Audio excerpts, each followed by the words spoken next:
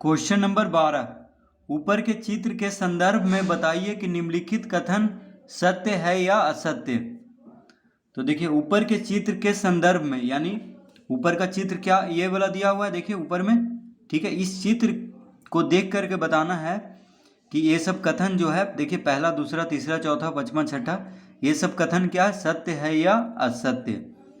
तो देखिए पहला में ए बी और सी सरेखीय बिंदु हैं। तो देखिए ए कहाँ है, ए यहाँ पे है, बी और सी अलग अलग है। देखिए सरेखीय मतलब अगर एक रेखा में होता यानी एक सीध में होता, सीधा होता, ठीक है, एक रेखा पे होता तब उसको सरेखीय बिंदु कहते हैं। देखिए सरेखीय बिंदु एक बार हम समझ लेते हैं फिर से।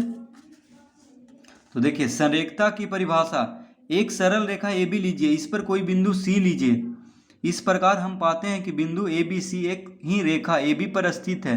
ऐसे बिंदुओं को सरेखीय बिंदु कहते हैं। तो देखिए एक रेखा पे होना चाहिए, तीनों बिंदु देखिए एकदम सामने होना चाहिए, ए बी सी। देखिए इस तरह से जब होता है तब उसको हम सरेखीय बिंदु कहते हैं। तो अब आते हैं हम अपना क्वेश्चन में। तो यहाँ पे देखिए ए बी और सी सरेखीय बिंदु है। तो ए देखिए नीचे है, बी सी ऊपर है, तो ये सरेखीय बिंदु नहीं है, तो ये असत्य कथन है। तो हम यहाँ पे लिख देते हैं असत्य। देखिए हम किताब में ही लिख दे रहे हैं, आप लोग कॉपी में बना लीजिएगा। असत्य, ये कैसा कथन है, पहला असत्य, ठीक है। अब दूसरा, बीसी किरण का प्रारंभिक बिंदु ओ है। तो देखिए बीसी किरण, बी से सी बस, तो बीसी किरण का प्रारंभिक बिंदु बी है, क्योंकि देखिए तीर इधर का लगा हुआ है सी की तरफ, यानी इधर से चल रहा है ये किरण, तो प्रारंभिक बिंदु बी है। लेकिन यहाँ पे क्या कर रहा है, प्रारंभिक बिंदु ओ है, तो ये तो गलत है, यानी असत्य कथन है। तो ये भी हम असत्य यहाँ पे लिखेंगे। तो देखिए इसके सामने भी हम असत्य लिख देते हैं। तीसरा, किरणें ओसी और बीसी अभिन्न हैं। देखिए किरणें ओसी और बीसी अभिन्न है, मतलब अलग अलग है, तो एक ही पे है। देखिए ओसी और बीसी एक ही किरण है, अभिन्न मतलब अलग, लेकिन ओसी और बीसी, देखिए ओसी बीसी एक ही किरण है, बस नाम अलग अलग है। ओसी बीसी एक ही किरण है, लेकिन यहाँ पे कह रहा है अभिन्न है, यानी अलग अलग। तो ये क्या है, असत्य कथन है, तो हम यहाँ पे भी असत्य कथन ही लिखेंगे, यानी असत्य। चौथा, बीसी रेखाखंड पर ओ एक बिंदु है।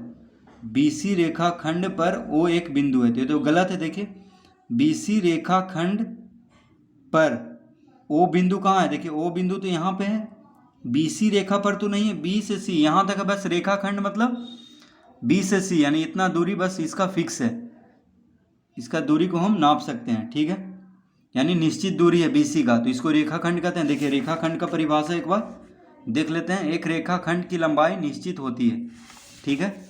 तो बीसी क्या है, रेखाखंड है, क्योंकि इसकी लंबाई निश्चित है। देखिए तो कह रहा है बीसी रेखाखंड पर ओ एक बिंदु है, तो ओ तो कहीं नजर नहीं आ रहा बीसी पर, इसीलिए ये भी असत्य कथन है। तो यहाँ पे भी हम लिखेंगे असत्य। अब देखिए 5 में, किरण ओडी का अंतिम अति बिंदु डी है। ओडी, किरण ओडी का अंत बिंदु डी है।